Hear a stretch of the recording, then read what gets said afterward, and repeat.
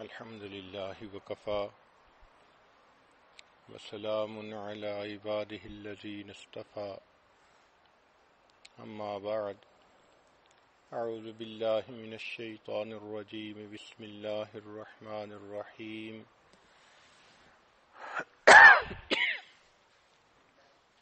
ومن آياته أن خلق لكم من أنفسكم أزواجا لتسكنوا إليها وجعل بينكم مودة ورحمة إن في ذلك لآيات لقوم يتفكرون سبحان ربك رب العزة عما يصفون وسلام على المرسلين والحمد لله رب العالمين اللهم صل على سيدنا محمد وعلى آل سيدنا محمد وبارك وسلم. اللہ رب العزت کا لاکھ لاکھ احسان کہ اس کریم پروردگار نے ایک مرتبہ پھر صحت اور سلامتی کے ساتھ ایمان کی حفاظت کے ساتھ رمضان المبارک کا یہ بابرکت وقت عطا فرما دیا. ہم اللہ رب العزت کا جتنا شکر ادا کریں وہ تھوڑا ہے.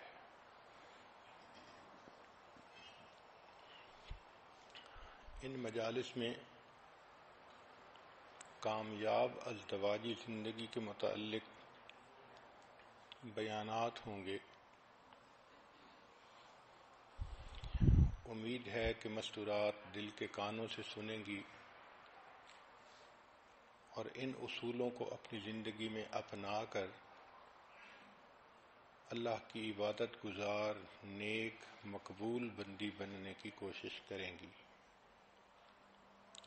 قرآن مجید کی جو آیت تلاوت کی گئی، ارشاد باری تعالی ہے وَمِنْ آیَاتِهِ أَنْ خَلَقَ لَكُم مِّنْ أَنفُسِكُمْ أَزْوَاجًا لِتَسْكُنُوا إِلَيْهَا، اور اللہ تعالیٰ کی یہ نشانیوں میں سے ہے کہ اس نے تم سے تمہارے ہی لیے جوڑا بنایا تاکہ تم اس سے سکون حاصل کرو. شادی کیا ہوتی ہے؟ ایک مرد اور ایک عورت کے درمیان شرعی گواہوں کی موجودگی میں اللہ کے نام پر معاہدہ ہونا، اس کو شادی کہتے ہیں. یہ جو ایگریمنٹ ہوتا ہے، نکاح ہوتا ہے، یہ اللہ کے نام پر ہوتا ہے.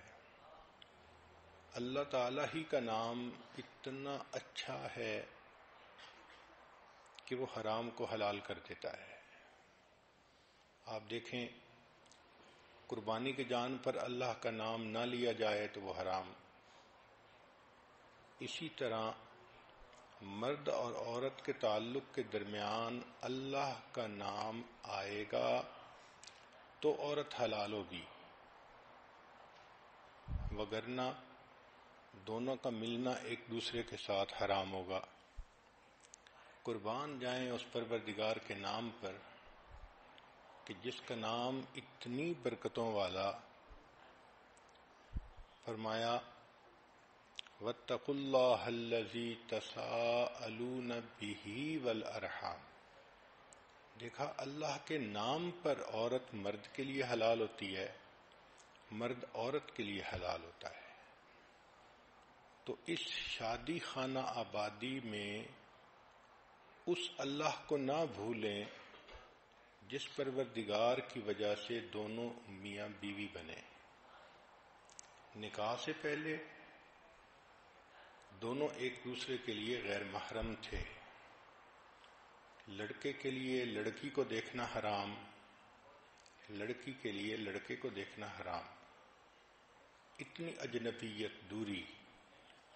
اللہ کا نام درمیان میں آیا، اتنے قریب ہو گئے کہ اب وہ بیوی سب اپنوں سے بڑی اپنی بن گئی، شریکہ حیات بن گئی. اس لیے شادی کے مقاصد ذہن میں رکھنے ضروری ہیں کہ یہ ایک بندھن ہے جو ایک مرد اور عورت کے درمیان ہوتا ہے گواہوں کی موجودگی میں اللہ کے نام پر. کہتے ہیں کہ wedding rings are the world's smallest handcuffs, کہ یہ جو ویڈنگ کی رنگ ہوتی ہے یہ دنیا کی سب سے چھوٹی ہتھ کڑی ہوتی ہے. دونوں ایک بندھن میں بندھ جاتے ہیں. قرآن مجید میں اللہ تعالیٰ فرماتے ہیں وَأَخَذْنَ مِنْكُمْ مِيثَاقًا غَلِيظًا، اور وہ تم سے ایک پکا عہد لے چکی ہیں، کمٹمنٹ لے چکی ہیں. چنانچہ شادی کے مقاصد میں سب سے پہلا مقصد ہے گناہوں سے بچنا. خاوند بیوی کے ذریعے گناہوں سے بچے اور بیوی خاوند کے ذریعے سے گناہوں سے بچے. یہ شادی کے مقاصد میں سے سب سے پہلا مقصد ہے.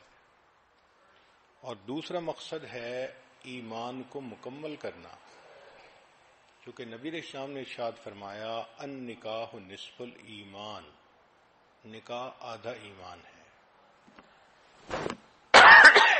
شادی سے پہلے انسان جتنا ہی نیک بن جائے ابھی آدھے ایمان پر عمل کر رہا ہے.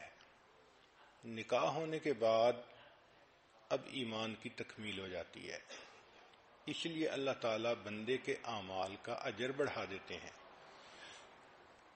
حدیث مبارکہ میں ہے کہ شادی سے پہلے ایک نماز پڑھیں تو ایک نماز کا ثواب، اور شادی ہونے کے بعد ایک نماز پڑھیں تو 21 نمازوں کا ثواب، اور بعض روایات میں 42 نمازوں کا ثواب. تو اعمال کا اجر بڑھ جاتا ہے. اس کی کیا وجہ ہے کہ رب کریم یہ فرماتے ہیں کہ میرے بندے پہلے تیرے اوپر صرف حقوق العباد تھے، ایک نماز کا اجر ایک ملتا تھا کہ صرف حقوق اللہ تھے. اب تیرے اوپر حقوق العباد بھی آ گئے. ان حقوق العباد کو پورا کرتے ہوئے جب تم میرے حقوق کو بھی پورا کرو گے میں پروردگار اعمال کی قیمت بڑھا دوں گا. تو شادی کے مقاصد میں سے پہلا میاں بیوی ایک دوسرے کے ذریعے سے گناہوں سے بچیں، اور دوسرا ایمان کی تکمیل ہو، اعمال کا اجر بڑھ جائے. تیسرا کہ دونوں کو عزت مل جائے. جب شادی ہو جاتی ہے تو خاوند بیوی کے لیے عزت کا سبب بنتا ہے، بیوی خاوند کے لیے عزت کا سبب بنتی ہے. پھر چوتھا مقصد محبت کا ملنا، کہ میاں بیوی دونوں ایک دوسرے کو محبتیں دیتے ہیں، محبتیں تقسیم کرتے ہیں اور محبتوں بھری زندگی ہوتی ہے. پھر پانچواں مقصد ہے شریک حیات کا ملنا، کہ انسان زندگی کا ساتھی پا لیتا ہے. زندگی کے حالات کے اتار چڑھاؤ میں کوئی اس کا اپنا ہوتا ہے، وہ ایک دوسرے کے ساتھ شیئر کر سکتے ہیں. وہ دونوں مل کر زندگی کے غموں کا بوجھ اٹھا سکتے ہیں. پھر چھٹا مقصد ہوتا ہے اولاد کا ہونا. چنانچہ فطری خواہش ہے ہر انسان کی کہ اولاد ہو. اس لیے انبیاء کرام جیسی بزرگ ہستیاں بھی اللہ سے اولاد کے لیے دعائیں مانگتی رہیں. حضرت زکریا علیہ السلام نے دعا مانگی رب انی وہن العظم منی واشتعل الرأس شیبا، اے میرے پروردگار اتنا بوڑھا ہو گیا ہوں کہ میری ہڈیاں بوسیدہ ہو گئیں اور میرے بال سفید ہو گئے، لیکن ابھی بھی میں آپ کے درگاہ سے اس نعمت کے حاصل کرنے میں مایوس نہیں ہوا. میں ابھی بھی دعا مانگتا ہوں. تو دیکھو بڑھاپے میں بھی انسان کی یہ تمنا ہوتی ہے. اسی طرح ہر عورت کے دل کی فطری خواہش ہوتی ہے کہ اللہ مجھے اولاد کی نعمت عطا فرمائے. اور 7واں مقصد ہوتا ہے پرسکون زندگی گزارنا. اس لفظ کو سمجھنے کی کوشش کریں کہ آج کل ذہنوں میں یہ بات سما گئی کہ کوئی غم ہونا ہی نہیں چاہیے، پریشانی ہونی ہی نہیں چاہیے. ایک کافر کی سوچ اور ہوتی ہے، مومن کی سوچ اور ہوتی ہے. کافر یوں سوچے کہ کوئی پریشانی نہیں ہونی چاہیے تو وہ سوچ سکتا ہے، مگر مومن تو جانتا ہے کہ دنیا دار المحن امتحان گاہ ہے، اور اس امتحان گاہ میں حالات عدلتے بدلتے ہیں. کبھی اللہ خوشی دے کر آزماتے ہیں، کبھی غم دے کر، کبھی صحت دے کر، کبھی بیماری دے کر. تو حالات کے اتار چڑھاؤ کو ایکسپیکٹ کرنا چاہیے. دنیا کی زندگی پھولوں کی سیج نہیں ہے، امتحان گاہ ہے. آپ کیا سمجھتی ہیں کہ جو دنیا کے بادشاہ ہوتے ہیں ان کو پریشانیاں نہیں ہوتی؟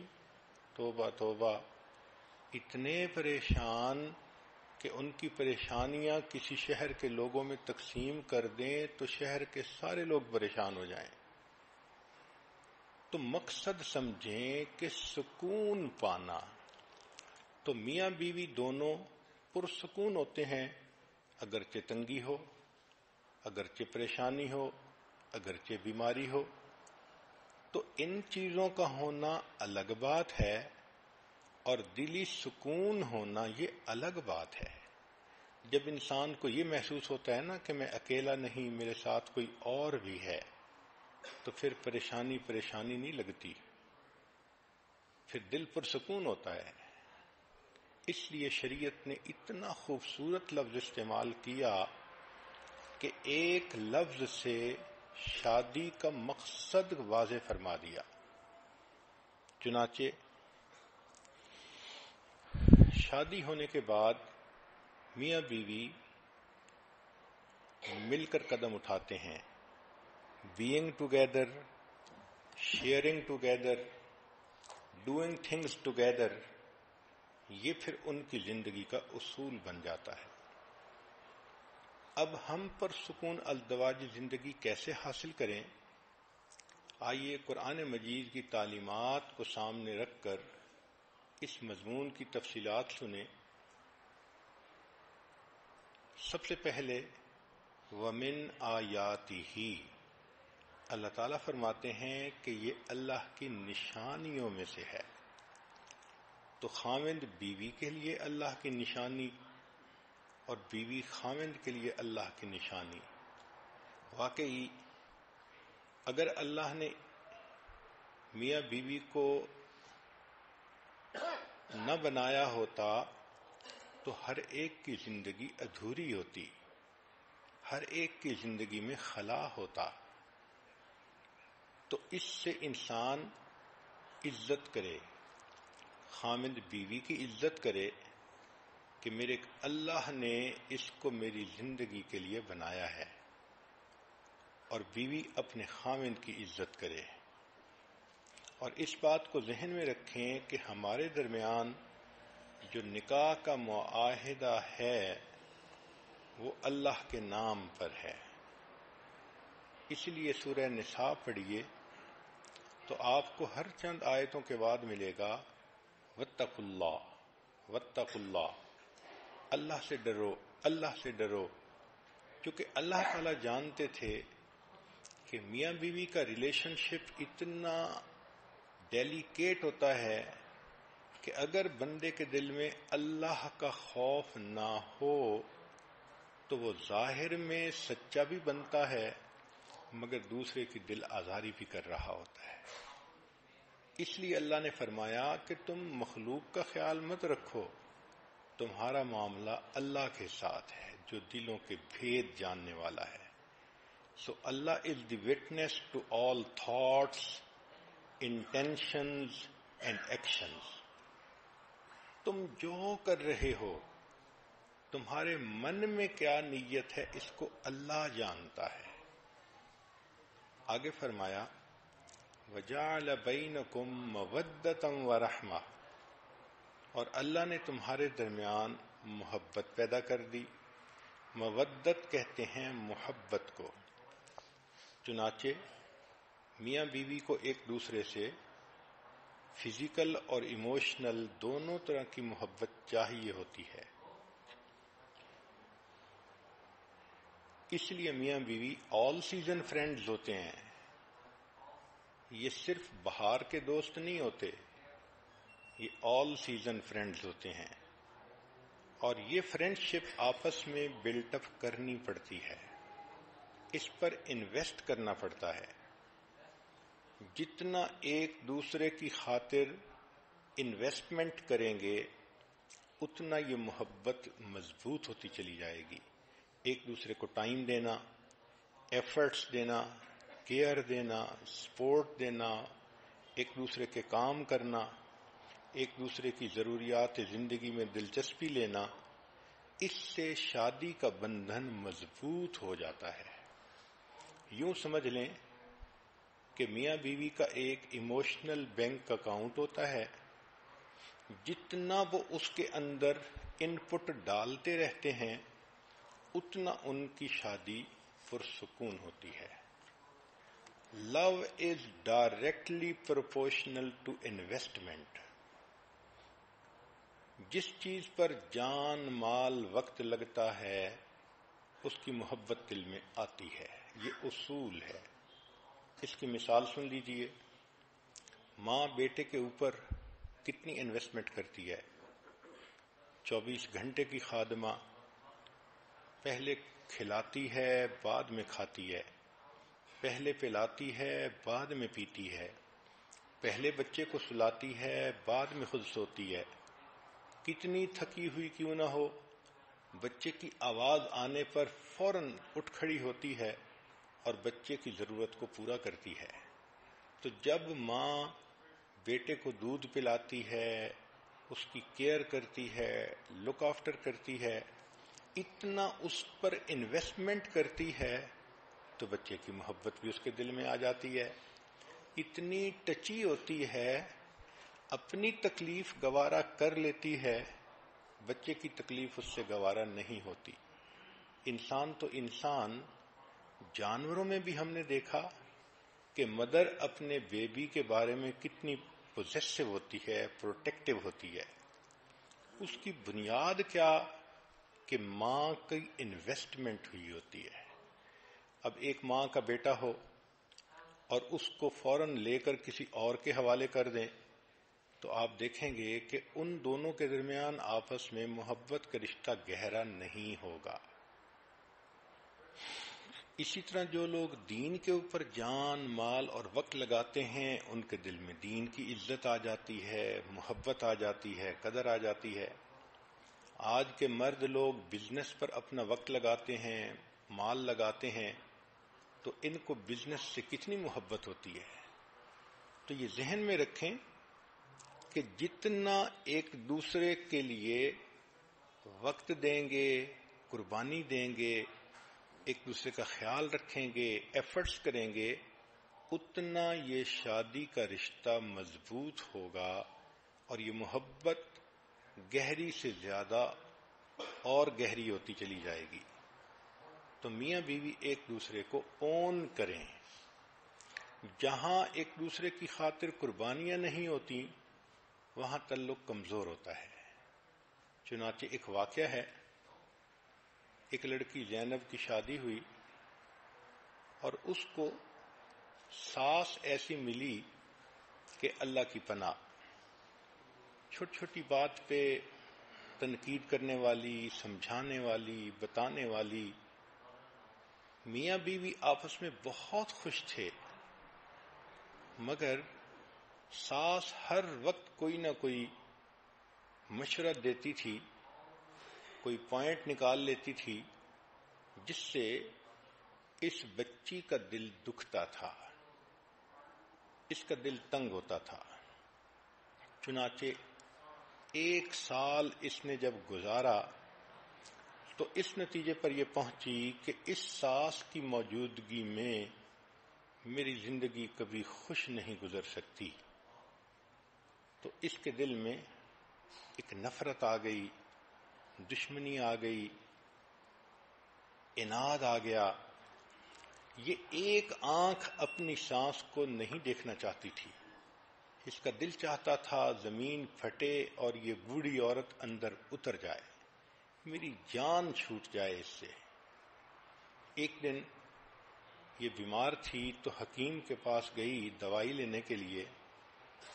تو وہاں اس کے دل میں شیطان نے یہ بات ڈالی کہ کیوں نہ حکیم صاحب سے میں کوئی ایسی دوائی لے لوں کہ جس کی وجہ سے میری ساس مر ہی جائے، میری جان چھوٹ جائے. چنانچہ اس نے رو دھو کر حکیم کو بتایا، میں بہت دکھی ہوں، میں بہت پریشان ہوں، آپ میری ہیلپ کریں، مجھے کوئی دوائی ایسی دیں جو میں ساس کو کھلاؤں اور میری جان چھوٹ جائے. حکیم سمجھدار تھا، اس نے کہا بہت اچھا، میں تمہیں دوائی تو دے دیتا ہوں، لیکن ایک بات ذہن میں رکھنا کہ اگر ایسی دوائی دی کہ فوری اثر کرے تو تمہارے نام لگ جائے گا، تمہارے اوپر لوگ شک کریں گے، تم اس کے قتل کرنے والی بن جاؤ گی. اس نے کہا بات تو ٹھیک ہے. تو حکیم نے کہا کہ میں ایک ایسی دوائی دیتا ہوں کہ جو سلو پائزن ہے، اس میں 1 سال لگے گا اور 1 سال میں یہ عورت اندر سے اتنی کمزور ہو جائے گی کہ مر ہی جائے گی. وہ بہت خوش ہو گئی کہ اچھا آپ ایسی دوائی مجھے دے دیں. چنانچہ حکیم نے ایک دوائی دے دی اور کہا کہ اس کو وقتاً فوقتاً کھلاتی رہنا اور 1 سال کا عرصہ ہے، تمہاری جان چھوٹ جائے گی.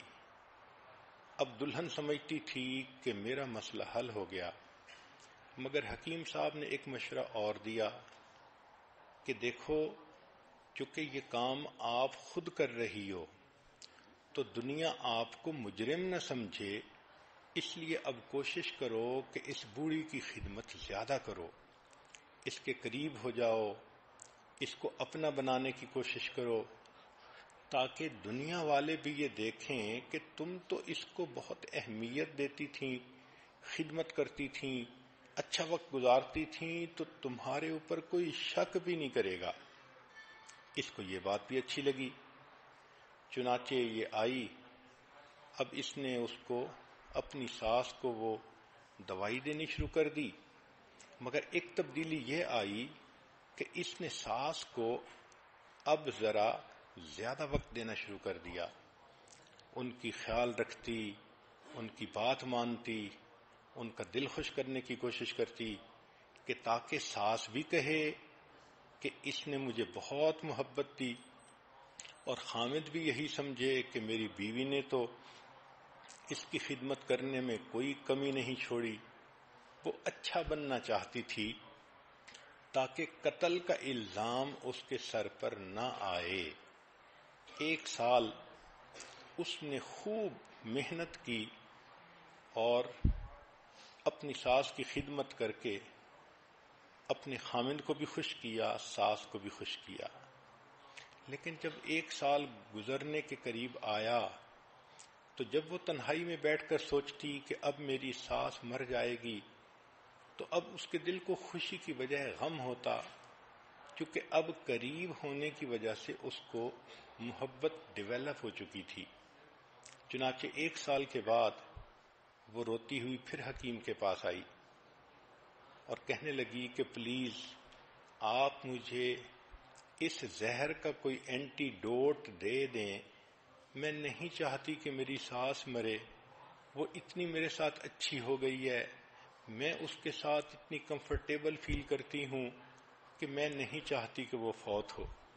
جب اس نے یہ کہا تب حکیم صاحب نے بتایا کہ بہت اچھا، میں نے اس کو زہر نہیں دی تھی، ایک عام دوائی دے دی تھی تاکہ تمہارے دل کو تسلی رہے کہ زہر دی جا رہی ہے، لیکن جو میں نے تمہیں نصیحت کی تھی کہ ساس کی خدمت کرو، وقت دو، اس کی بات مانو، اصل تو یہ بنیاد تھی۔ پہلے تم نے انویسٹمنٹ کوئی نہیں کی ہوئی تھی، تمہیں اس کی بات بری لگتی تھی، وہ تمہیں سمجھاتی تھی تمہارے فائدے کی نیت سے، اور تمہیں زہر چڑھتا تھا۔ اب جب تم نے اپنے آپ کو سمجھا کر اس کی خدمت کرنی شروع کر دی تو اب تمہارے درمیان محبت پیدا ہو گئی۔ پریشان نہ ہونا، تمہاری ساس ابھی نہیں مرے گی، اپنی طبعی زندگی گزارے گی۔ اب اس لڑکی کے آنکھوں سے پھر آنسو آ گئے، یہ غم کے آنسو نہیں تھے، یہ خوشی کے آنسو تھے۔ تو سوچئے کہ عورت اگر تھوڑا سا اپنے دل کو صبر دے اور پھر خدمت کرے، محبتیں تقسیم کرے، تو حالات خود بخود ٹھیک ہو جاتے ہیں۔ جو مخالف ہوتے ہیں وہ بھی موافق ہو جاتے ہیں۔ ساس پہلے بھی اچھا چاہتی تھی، سمجھاتی تھی، لیکن یہ سینسٹیو بہت ہو گئی تھی، بات نہیں سننا چاہتی تھی۔ اب جب اس نے اس کی بات سنی شروع کر دی تو ساس بھی بیٹیوں کی طرح اس سے محبت کرنے لگ گئی۔ چنانچہ اس لڑکی اور اس کی ساس کے درمیان محبت مثالی محبت بن گئی۔ اللہ اکبر کبیرہ۔ تو اس لیے میاں بیوی کے درمیان بھی جو محبت ہوتی ہے وہ بھی انویسٹمنٹ ہوتی ہے۔ بیوی خامند کے لیے اپنا ٹائم انویسٹ کرے اور خامند اپنی بیوی پر انویسٹمنٹ کرے تو یہ محبت پھر مضبوط سے مضبوط تر ہوتی جائے گی۔ دوسری بات شریعت نے کہی مودتم و رحمہ، اور تمہارے درمیان ہم نے رحمت کو رکھ دیا۔ دیکھیں، جوانی میں میاں بیوی کی محبت میں ایک دوسرے کی جنسی ضرورت کا بھی عنصر شامل ہوتا ہے، لہذا اگر میاں بیوی جھگڑا بھی کریں، ناراض بھی ہوں، تو شام کو پھر دونوں اکٹھے ہوتے ہیں، خامند کو بیوی کی ضرورت، بیوی کو خامند کی ضرورت۔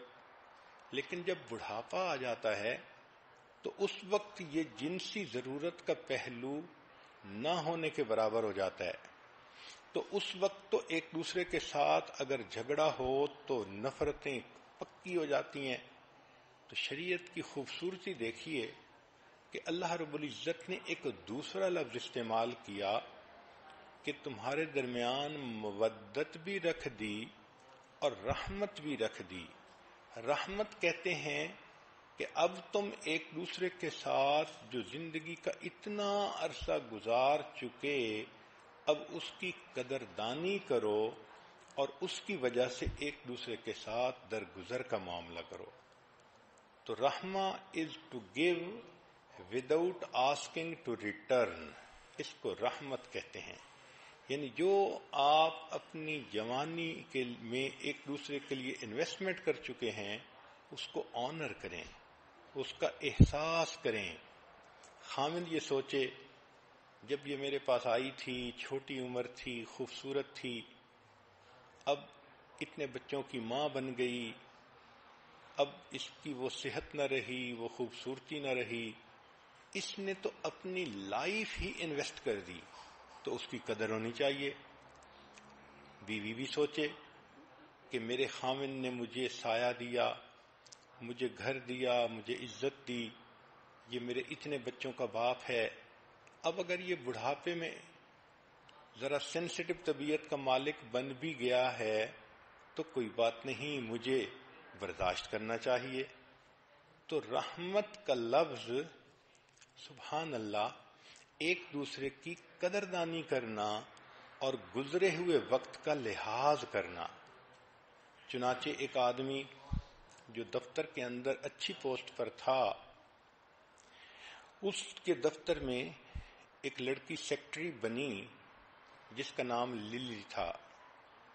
تھوڑے دنوں کے بعد یہ افسر صاحب اس لڑکی کے ساتھ برے تعلق کے اندر گرفتار ہو گئے۔ اب اس کے دماغ میں ہر وقت وہ لڑکی سمائی ہوئی ہوتی اور اس کا جی چاہتا کہ بس میں ابھی شادی کروں. لڑکی کی ریکوائرمنٹ یہ تھی کہ تم پہلی بیوی کو طلاق دو پھر میں شادی کروں گی. چنانچہ اب اس نے گھر میں آ کر اپنی خوشیوں بھری شادی شدہ زندگی کو خود خراب کرنا شروع کر دیا. بیوی کے ساتھ برے طریقے سے بول رہا ہے، اس کو اگنور کر رہا ہے، اس کے کاموں میں دلچسپی نہیں لے رہا، بچوں کے سامنے اس کو ڈانٹ ڈپٹ کر رہا ہے. اب بیوی پریشان کہ اس کو ہو کیا گیا، یہ تو اتنا اچھا خامن تھا، اچانک کیا اس میرے اندر تبدیلی آ گئی کہ آنکھیں ہی بدل گئیں. چنانچہ اپنی طرف سے تو اس نے ہر ممکن کوشش کی خوش کرنے کی، مگر یہ بندہ تو خوش ہونا ہی نہیں چاہتا تھا. اس کی نیت ہی بد تھی. یہ چاہتا تھا میں اس کو طلاق دوں اور اس کے بدلے نئی چنچل اتنی خوبصورت لڑکی وہ میری بیوی بن جائے گی. چنانچہ جب خوب گھر کے اندر فساد مچا تو ایک دن بیوی نے اس سے پوچھا کہ دیکھو ہماری زندگی کے 25 سال اتنے اچھے گزر گئے، اب کیا مسئلہ بن گیا؟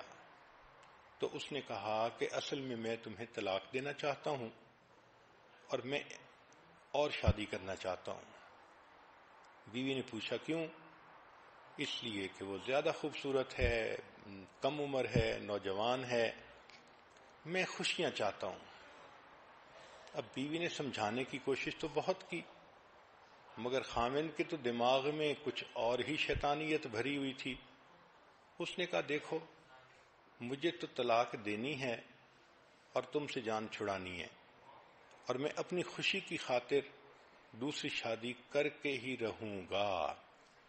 جب بیوی نے محسوس کر لیا کہ یہ بندہ اپنے دل میں ایک فیصلہ کر چکا ہے تو اس نے کہا کہ اچھا آپ کیا چاہتے ہیں؟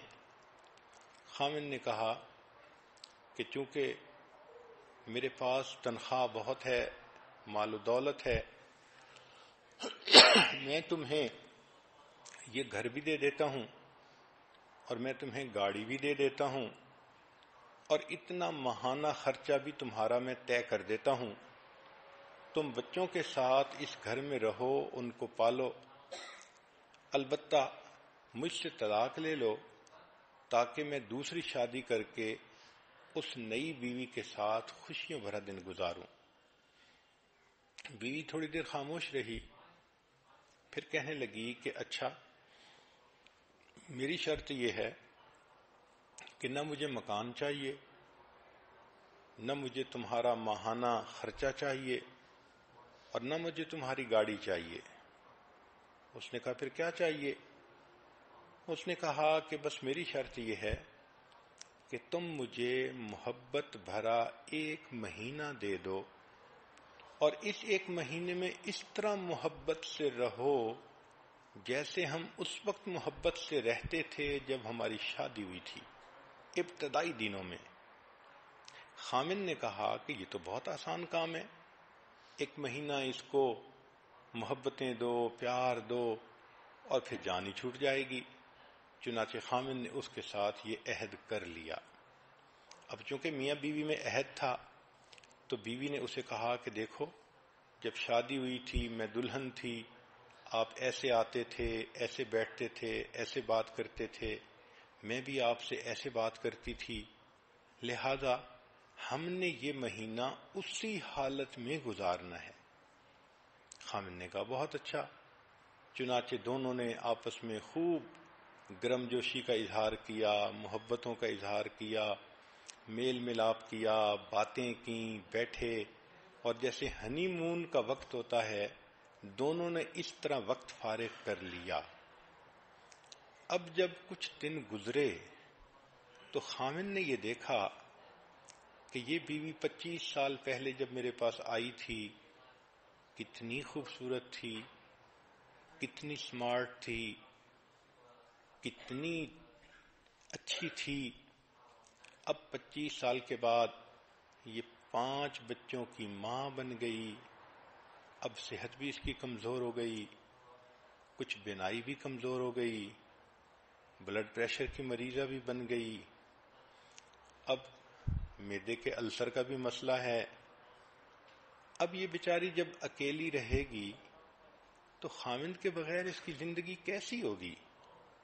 کیونکہ دونوں قریب وقت گزار رہے تھے تو خاوند نے ایسا سوچنا شروع کر دیا۔ تو پہلے تو وہ اپنے خیالات کو جھٹک دیتا اور یہی سوچتا کہ نہیں، میں نے دوسری لڑکی سے شادی کرنی ہے۔ لیکن قریب رہنے سے محبتیں بڑھتی ہیں، اپنائیت ہوتی ہے، احساس ہوتا ہے انسان کو، جتنا بھی کوئی پتھر دل ہو اس کو بھی محسوس ہوتا ہے۔ چنانچہ 1 مہینہ جب قریب رہے تو آخری دن بیوی یہ ایکسپیکٹ کر رہی تھی کہ آج مجھے طلاق کا کاغذ مل جائے گا، لیکن آخری دن فلورسٹ کی طرف سے پھولوں کا ایک گلدستہ آیا اور اس گلدستے پر خاوند کی طرف سے یہ پیغام لکھا ہوا تھا کہ جس طرح میں نے محبت بھرا یہ مہینہ تمہارے ساتھ گزارا، میں زندگی کے باقی دن بھی اسی طرح محبت سے گزاروں گا، میں دوسری شادی نہیں کروں گا۔ تو یہ آپس میں ایک دوسرے کے ساتھ انویسٹمنٹ ہوتی ہے۔ محبت ایک دوسرے کی خاطر قربانی کرنے کا دوسرا نام ہے۔ اس لیے شریعت نے مودت کا لفظ بھی استعمال کیا اور رحمت کا لفظ بھی استعمال کیا کہ جب بچے جوان ہو جائیں تو اب میاں بیوی کو ایک دوسرے کے ساتھ نفرتوں کی زندگی نہیں گزارنی، بلکہ ایک دوسرے کے ساتھ احساس کرنا ہے، محبتوں بھری زندگی گزارنی ہے۔ اب بغیر ریٹرن کے دوسرے کو کچھ دینا ہے۔ اس لیے کہتے ہیں کہ you can give without loving but you can not love without giving. جب محبت ہوتی ہے تو انسان بڑھاپے میں ریٹرن کے بغیر بھی دوسرے کو محبتیں دیتا جاتا ہے۔ یہ جو گیونگ کی انجوائمنٹ ہے یہ کچھ اور ہوتی ہے۔ اس لیے بڑھاپے میں ایک دوسرے کی کوتاہیوں سے، کمزوریوں سے درگزر کرنا اور برداشت کر لینا، اس لیے شریعت نے رحمت کا لفظ استعمال کیا۔ کہتے ہیں کہ a good marriage is the union of 2 فارگیورز، یعنی بیوی خاوند کی کوتاہیوں سے درگزر کرے، خاوند بیوی کی کوتاہیوں سے درگزر کرے۔ پھر شریعت نے کہا لِتَسْكُنُوا إِلَيْهَا، تاکہ تم سکون پاؤ۔ اب یہ سکون جو ہے انسان کو تب ملتا ہے جب دونوں نیک بن کر ایک دوسرے کے ساتھ محبت بھری زندگی گزارتے ہیں۔ یہاں بعض مفسرین نے ایک عجیب نکتہ لکھا ہے۔ وہ کہتے ہیں کہ عربی زبان میں ہر حرف کے اوپر ایک حرکت ہوتی ہے، ضمہ، فتحہ، کسرہ۔ ہم اردو میں کہہ دیتے ہیں زبر، زیر اور پیش، اور جس پر کوئی حرکت نہ ہو اس کو کہتے ہیں کہ اس کے اوپر سکون ہے۔ تو اس کا مطلب یہ کہ سکون زندگی میں ہو۔ گویا میاں بیوی یہ عہد کریں کہ ہم ایک دوسرے کے ساتھ ایک بندھن میں بندھ گئے، اب ہم کسی غیر کے ساتھ کوئی حرکت نہیں کریں گے جو ہماری زندگی کو خراب کرے۔ ہم ایک دوسرے کے لیے مخصوص ہو گئے ہیں، بکنگ ہو گئی ہے ہماری ایک دوسرے کے لیے۔ اگر اس سکون کو اردو کا لفظ سمجھ لیں تو اردو میں کہتے ہیں خوشی ہونا، دل میں پریشانی کا نہ ہونا، اس کو سکون کہتے ہیں۔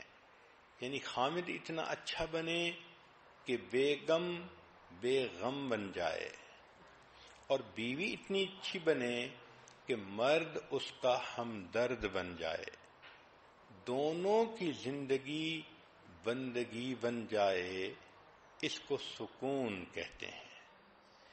اس لیے شریعت نے کہا کہ گھر میں سکون ملتا ہے، بیوی سے سکون ملتا ہے، رات میں سکون ملتا ہے. وَجَعَلَ اللَّيْلَ سَكَنًا، بیوی کے بارے میں فرمایا لِتَسْكُنُوا إِلَيْهَا، گھر کے بارے میں فرمایا وَسَكَنْتُمْ فِي مَسَاكِنِكُمْ. تو انسان اگر پرسکون زندگی گزارنا چاہتا ہے اپنے گھر میں اپنی بیوی کے ساتھ دن رات کا وقت گزارے تب اس کو پرسکون زندگی گزر سکتی ہے. جو شادی شدہ لوگ سڑکوں پر چوراہوں میں سکون ڈھونڈتے پھرتے ہیں وہ بیچارے قابل رحم ہوتے ہیں. ان کو شیطان نے بہکایا ہوتا ہے، وہ دھوکہ کھائے ہوئے لوگ ہوتے ہیں. بھلا سڑکوں پہ سکون کہاں ملتا ہے؟ ہوس ملتی ہے، حسرت ملتی ہے، پریشانی ملتی ہے، اللہ کے ہاں ناکامی ملتی ہے.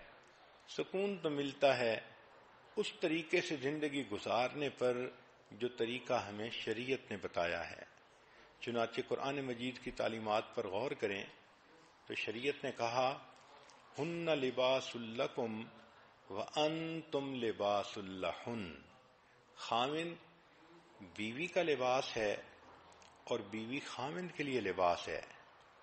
اب دیکھو یہ خوبصورتی ہے شریعت کی کہ ایک لفظ میں میاں بیوی کے تعلق کو ڈیفائن کر دیا گیا. دنیا کے بڑے بڑے ادیبوں سے پوچھا گیا کہ میاں بیوی کے تعلق کو تم ذرا قلم کے ذریعے سے واضح کرو، تو کسی نے کہا میاں بیوی زندگی کے دو ساتھی ہیں، کسی نے کہا گاڑی کے دو پہیے ہیں، کسی نے کچھ کہا، کسی نے کچھ کہا، مگر جو ان کے درمیان صحیح تعلق تھا اس کو وہ فکروں میں بھی واضح نہ کر سکے. قرآن مجید کی خوبصورتی دیکھیے، ایک فکرہ نہیں، ایک لفظ کے اندر حقیقت کھول دی. خاوند کو بیوی کا لباس کہا، بیوی کو خاوند کا لباس کہا. نقطہ کیا ہے کہ لباس سے انسان کے عیب چھپتے ہیں. بیوی کے عیب خاوند کی وجہ سے چھپتے ہیں، خاوند کے عیب بیوی کی وجہ سے چھپتے ہیں. پھر سردی گرمی میں انسان کپڑوں سے اپنا بچاؤ کرتا ہے، اسی طرح زندگی کی سردی گرمی میں بیوی خاوند کے ذریعے سے پروٹیکشن لیتی ہے، خاوند کو بیوی کے ذریعے سے پروٹیکشن ہوتی ہے. پھر انسان کپڑے پہنتا ہے تو خوبصورت نظر آتا ہے. عورت کی تو بات ہی اور ہے کہ اللہ نے اس میں بہت حیا رکھی ہوتی ہے. مرد ہی کو سوچ لیں کہ اگر اس کو کوئی کہہ دے کہ ہم تمہیں بے لباس کر دیں گے تو مرد کا جی چاہتا ہے کہ زمین پھٹ جاتی، میں اندر اتر جاتا اس سے پہلے کہ میرا لباس کوئی میرے جسم سے اتارے. تو لباس کے بغیر انسان دوسرے کے سامنے آنا گوارا نہیں کرتا، لباس سے اس کو زینت ملتی ہے. تو میاں بیوی بھی ایک دوسرے کا لباس ہیں، ایک دوسرے کی زینت ہیں. اور پھر ایک اور اچھا اور خوبصورت معنی مفسرین نے یہ بھی بیان کیا کہ انسان کے جسم کے سب سے زیادہ قریب اس کا لباس ہوتا ہے. آپ غور کریں تو لباس سے زیادہ تو انسان کے قریب اور کچھ نہیں ہوتا. لباس جسم کے ساتھ چپکا ہوا ہوتا ہے، اس طرح جسم ساتھ ہوتا ہے. تو شریعت نے کہا کہ دیکھو جس طرح لباس تمہارے جسم کے قریب ہے، اس طرح شادی ہونے کے بعد میاں بیوی کے اتنا قریب اور بیوی خاوند کے اتنا قریب، دونوں لباس کی طرح ایک دوسرے کے ساتھ اکٹھے ہیں، دونوں ایک ہیں.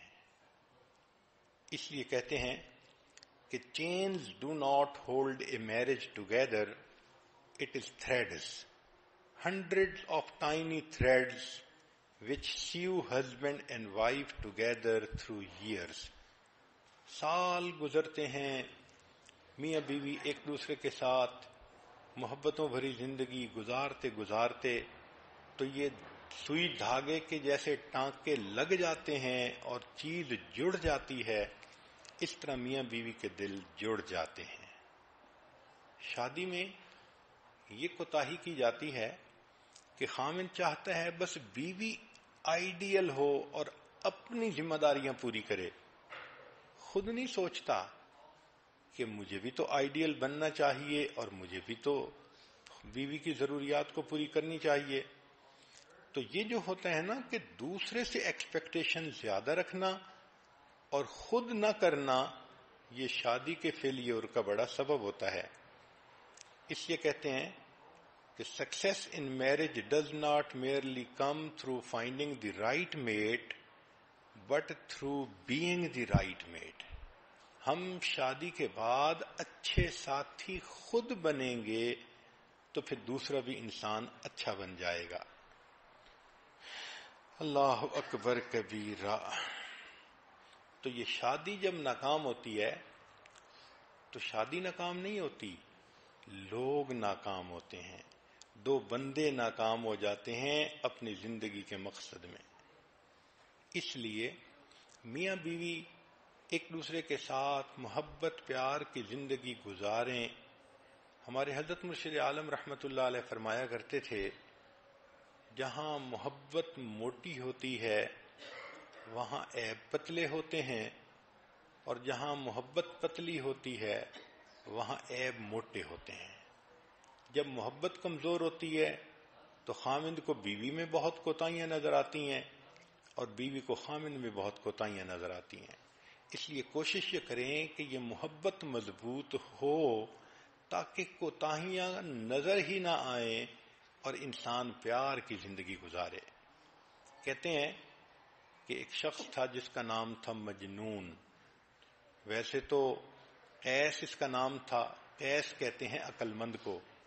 تو یہ عقل مند نوجوان تھا، مگر ایک لڑکی پر فریفتہ ہو گیا جس کا نام لیلا تھا. ایسا دل دے بیٹھا کہ بیچارہ اپنے آپ سے ہی گیا. ہر وقت لیلا کی خیال، لیلا کی سوچ، لیلا کی باتیں. چنانچہ اس کے تذکرے بہت لوگوں میں مشہور ہو گئے. تو ایک حاکم وقت تھا، اس نے جب یہ سب سٹوریز سنی تو اس نے کہا کہ میں لیلا کو بلا کے دیکھوں تو صحیح کہ وہ کتنی خوبصورت ہے جو ایک مرد اس کے اوپر اتنا عاشق ہو گیا. جب اس نے اس کو بلایا تو دیکھا کہ وہ تو عام ایوریج لڑکی کی طرح تھی. تو اس نے اسے کہا کہ تو اتنی خوبصورت تو نہیں ہے. تو فارسی میں شاعر نے اس کو یوں کہا کہ از دیگر خوباں تو افزون نیستی، کہ تو باقی نازنینوں سے زیادہ خوبصورت نہیں. گفت خامش کیوں تو مجنون نیستی. لیلا نے جواب دیا، خاموش رہو، یہ بات تم اس لیے کر رہے ہو کہ تم مجنو نہیں ہو. میرا حسن دیکھنے کے لیے مجنو کی آنکھ چاہیے. تو بات تو اس نے بہت سچی کی کہ مجنو کی آنکھ سے اگر بیوی کو دیکھو تو بیوی لیلا نظر آئے گی، پھر بیوی مس یونیورس نظر آئے گی، پھر بیوی کائنات کی سب سے زیادہ خوبصورت عظیم ہستی نظر آئے گی. آنکھ میں محبت ہونی چاہیے. اس لیے شریعت کہتی ہے کہ محبت ایک دوسرے کے ساتھ ہو تو پھر عیب پتلے ہو جاتے ہیں. ایک مرتبہ مجنو کو اس کے باپ نے کہا، بیٹا تیری وجہ سے میری بہت بدنامی ہوئی، چل میں تجھے حرم لے جاتا ہوں، تو وہاں چل کے توبہ کر تاکہ یہ سب بدنامیاں ختم ہو جائیں. تو مجنو اپنے والد کے ساتھ حرم شریف چلا گیا. غلاف کعبہ پکڑ کے باپ ساتھ کھڑا ہے تو مجنو نے دعا مانگنی شروع کی.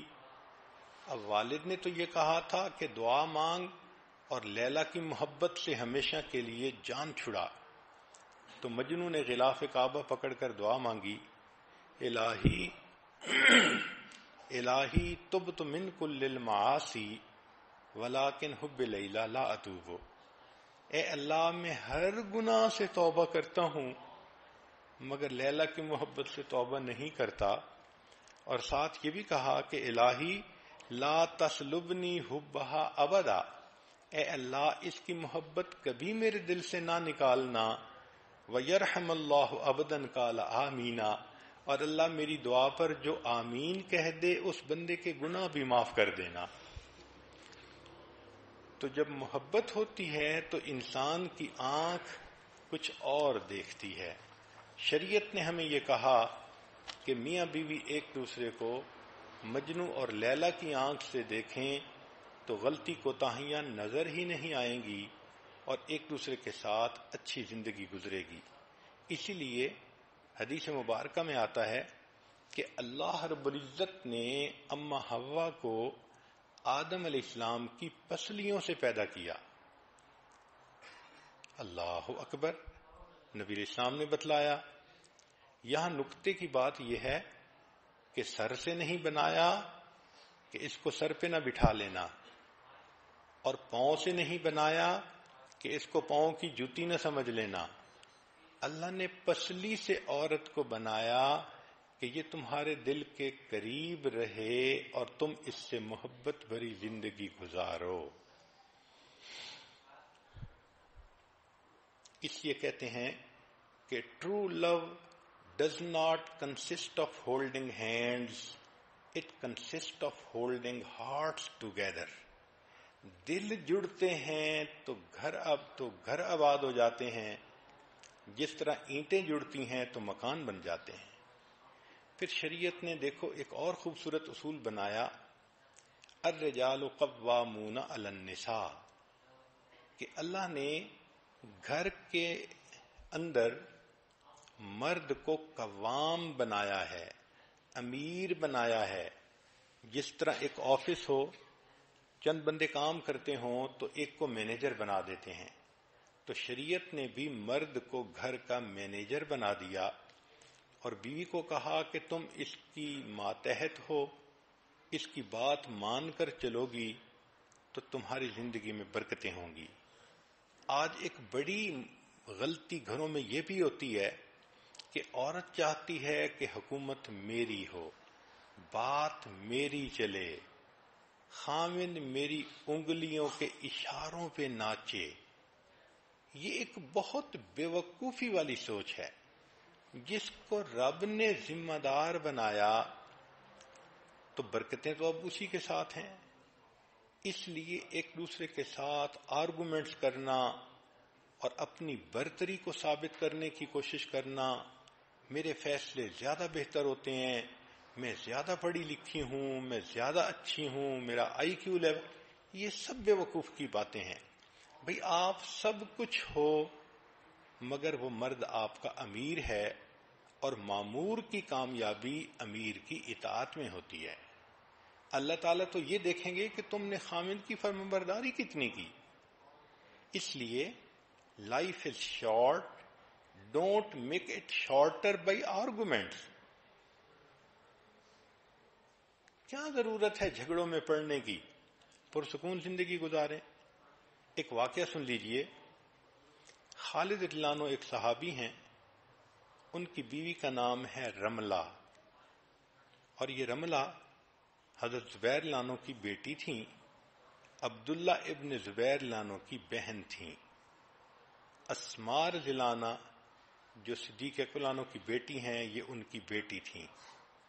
چنانچہ رملہ اور خاوند آپس میں اچھی زندگی گزار رہے تھے، مگر ان کے خاوند خالد رضی اللہ عنہ کو عبداللہ ابن زبیر رضی اللہ عنہ سے کوئی رنجش تھی۔ وہ کہتے تھے کہ اس کی طبیعت میں سختی زیادہ ہے، یہ دوسرے بندے کی بات کو وزن نہیں دیتے۔ چنانچہ ایک موقع پہ دونوں اکٹھے تھے گھر میں، یعنی خالد رضی اللہ عنہ بھی تھے اور عبداللہ ابن زبیر رضی اللہ عنہ بھی آ گئے۔ تو دونوں میں کچھ بات ہوئی تو خالد رضی اللہ عنہ نے کچھ غصے سے اپنے جذبات کا اظہار کر دیا۔ عبداللہ ابن زبیر رضی اللہ عنہ نے جواب بھی دیا، تو گویا دو مردوں کے درمیان کچھ ہاٹ ورڈز جو تھے وہ ایکسچینج ہوئے۔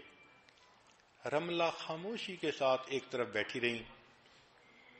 جب عبداللہ ابن زبیر چلے گئے تو خاوند نے بیوی کو کہا کہ تمہارا خاوند اور تمہارا بھائی آپس میں بحث کر رہے تھے اور تم آرام سے ایک طرف بیٹھی رہیں، کیا مسئلہ تھا؟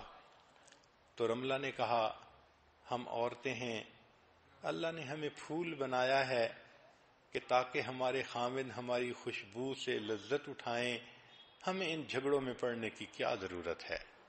اتنا خوبصورت جواب تھا کہ خالد لانو اٹھے اور انہوں نے بیوی کے ماتھے پہ بوسہ دیا اور ان کا غصہ ہی ختم ہو گیا۔ تو عورتوں کو تو ان جھگڑوں میں اور ان چیزوں میں پڑنے کی ضرورت ہی نہیں ہے۔ خاوند کا دل جیتیں، محبتوں بھری زندگی گزاریں اور اللہ کی مقبول بندی بن کر وقت گزاریں۔ قرآن مجید پر نظر دوڑائیے تو قرآن مجید نے ایک اور خوبصورت اصول بتایا، فرمایا وَعَاشِرُوهُنَّ بِالْمَعْرُوفِ کہ خاوندو تم اپنی بیویوں کے ساتھ اچھے سلوک کی زندگی گزارو۔ مفسرین نے لکھا ہے کہ اللہ رب العزت نے بیویوں کی سفارش کی ہے خاوندوں کو، اور نبی علیہ السلام نے بھی سفارش فرمائی۔ اس لیے حدیث پاک میں آتا ہے کہ جب نبی علیہ السلام دنیا سے تشریف لے جانے لگے تو آخری بات آپ نے فرمائی وَمَا مَلَكَتْ أَيْمَانُكُمْ، اپنے ماتحتوں کا خیال رکھنا، اور ماتحتوں میں بیوی کا سب سے پہلا نمبر ہوتا ہے۔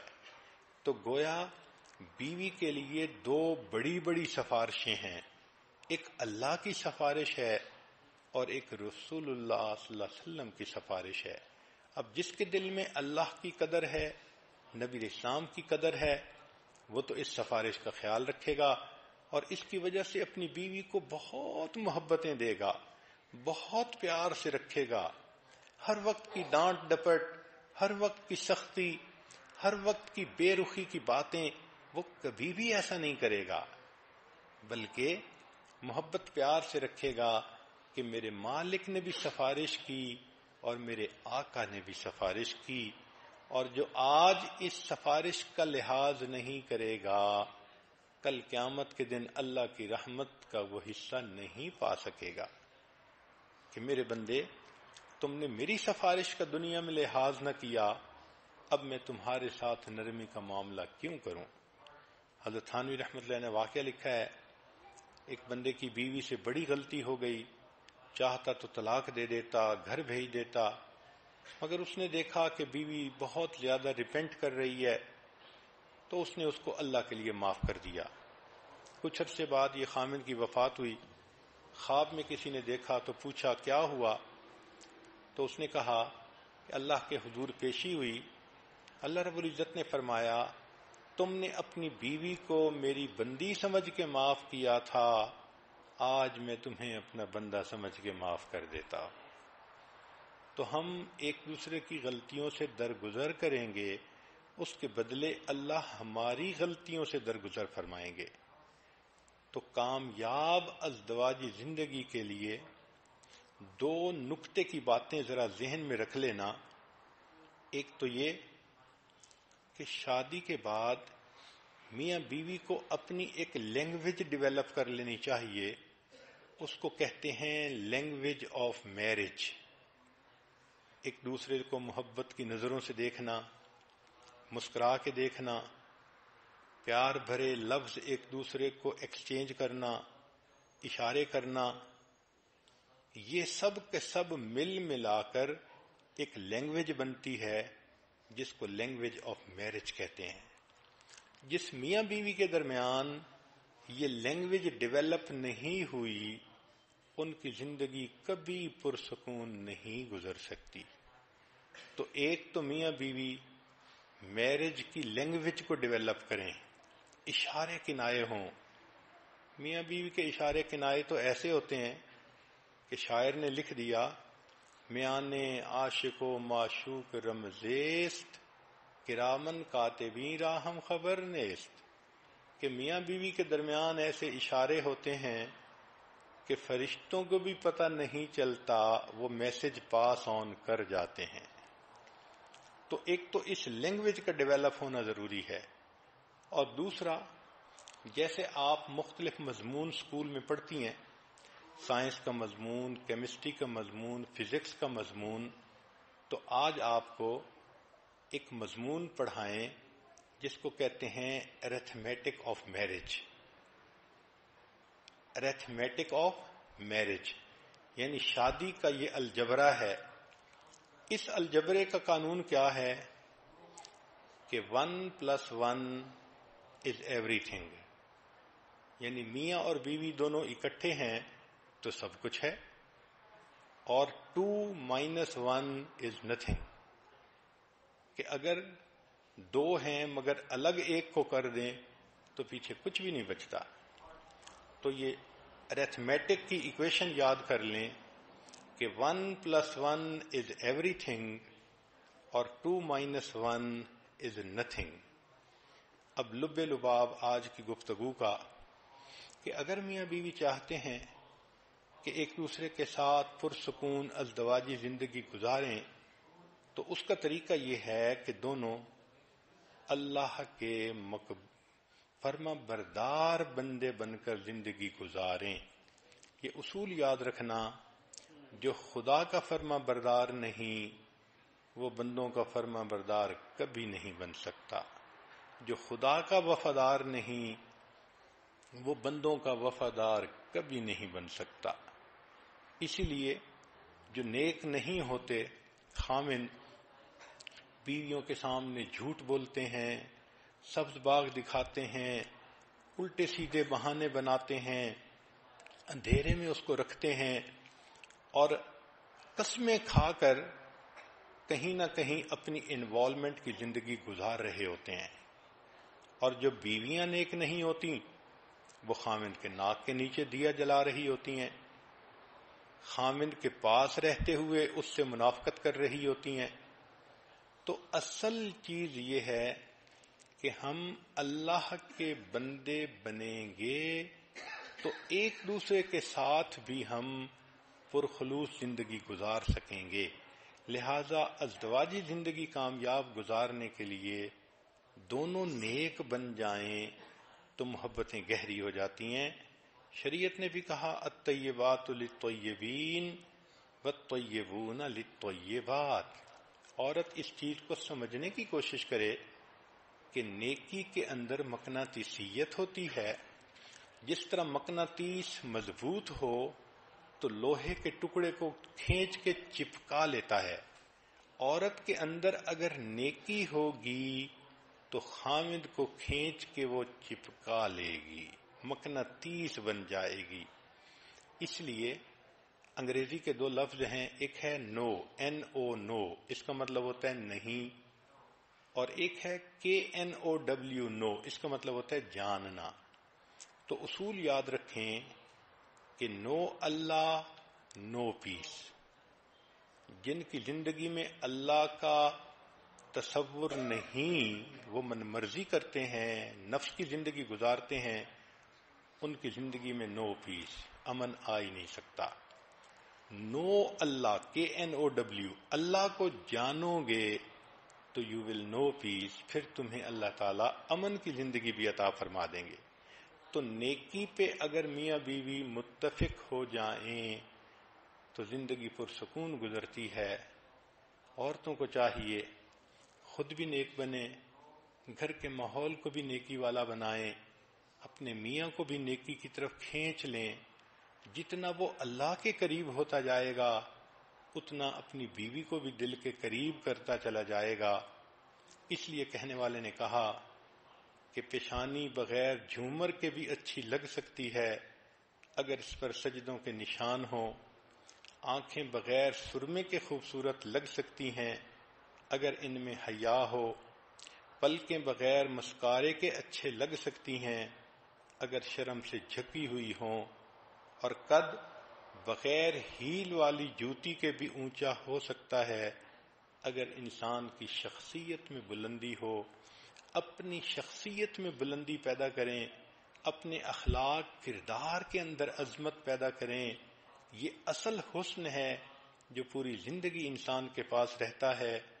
میں بات کو ختم کرتا ہوں ایک شاعر کے اشعار پر. کیا اچھے شعر اس نے کہے. اگر تم حسن چاہو تو میرے چہرے پہ مت جاؤ، اگر تم حسن چاہو تو میرے چہرے پہ مت جاؤ کہ چہرے بجھ بھی جاتے ہیں، میری قامت کو مت دیکھو کہ قامت ٹوٹ جاتی ہے، طلب ہے حسن کی تو پھر میری گہرائی میں جھانکو۔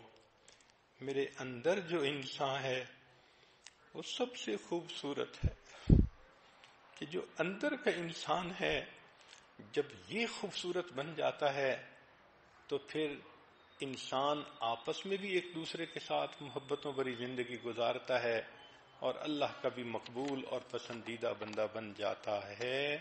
وآخر دعوانا ان الحمد للہ رب العالمین۔ تھوڑی دیر کے لیے مراقبہ کر لیجئے، آنکھوں کو بند کر لیجئے، سر کو جھکا لیجئے، دنیا اور جو کچھ دنیا میں ہے اس سے ہٹ کے اللہ رب العزت کی یاد میں ڈوب جائیے۔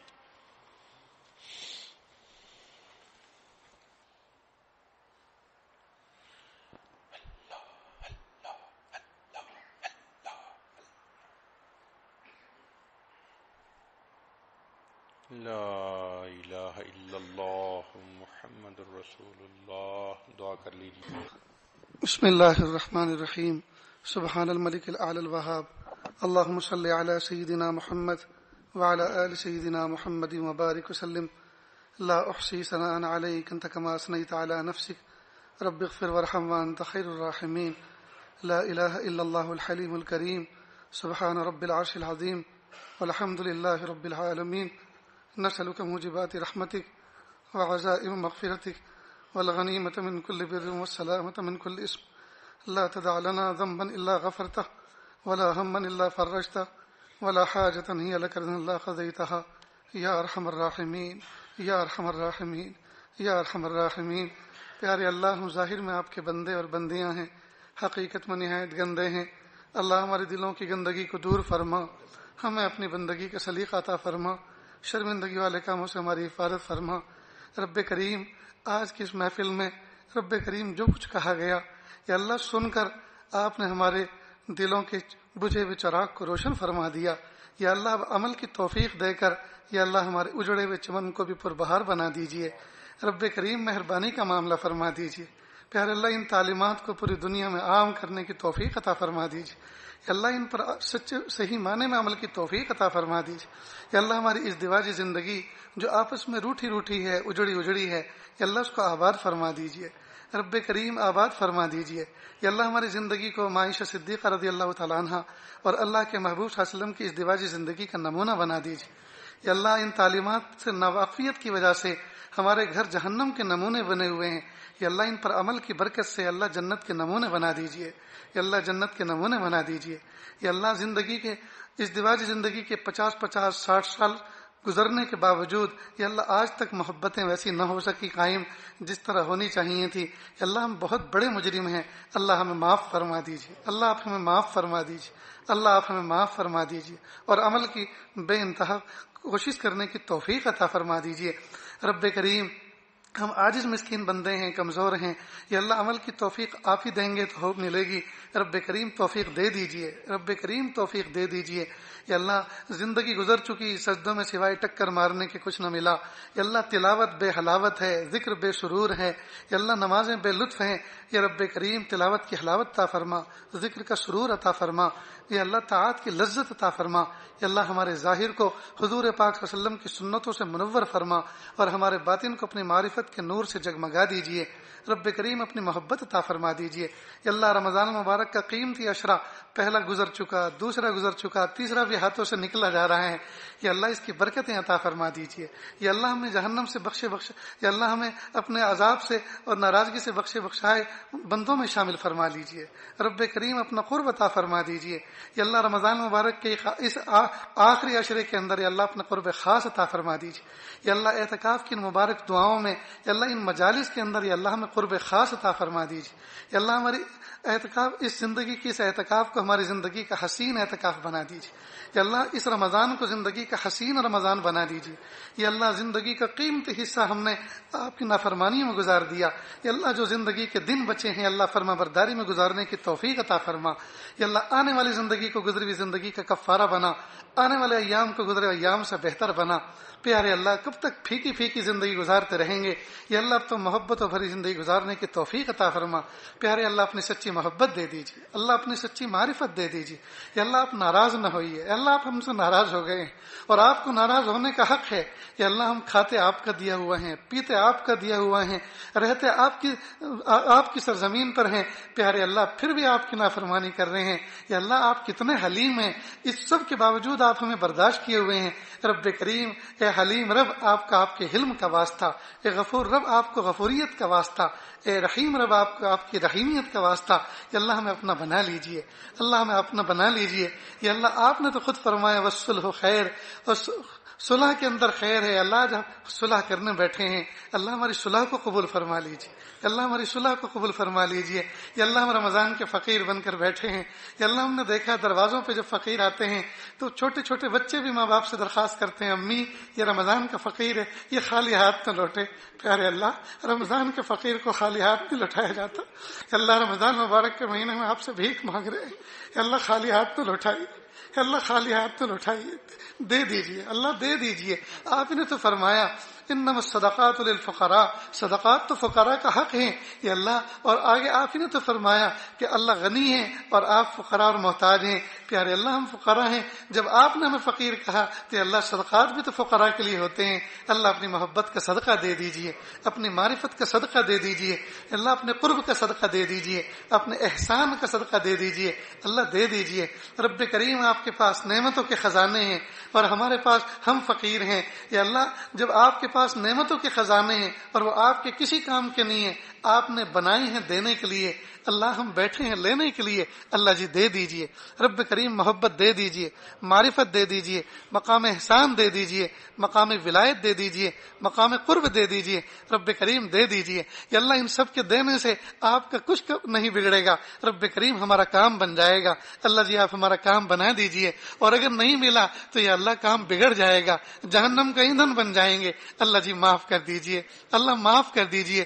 یا اللہ عذاب کی آیتیں برحق ہیں، یا اللہ وعید برحق ہیں، لیکن پیارے اللہ رب کریم ہم پر اس چیز کا غلبہ ہے۔ پیارے اللہ آج تک کسی ماں نے باہوش و حواس اپنے بچے کو چولہے میں نہیں ڈالا، رب کریم دہکتے ہوئے تپتے ہوئے توے کے اوپر نہیں بٹھایا۔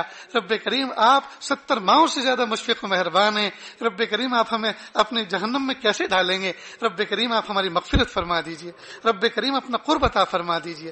یا اللہ اس مجمع کے اندر نہ جانے کتنے دکھیارے کتنے غم کے مارے بیٹھے ہوئے ہیں، یا اللہ یہ آوازیں پردے کے پیچھے جہاں مستورات میں جا رہی ہیں، یا اللہ ان کے دلوں کے اندر نہ جانے کیسی تمنائیں ہیں اور کیسے نیک مقاصد و ارادے ہیں۔ رب کریم آپ کے علاوہ کسی کے سامنے کہتے ہوئے شرماتی ہیں، رب کریم ان کی دلی تمناؤں کو پورا فرما۔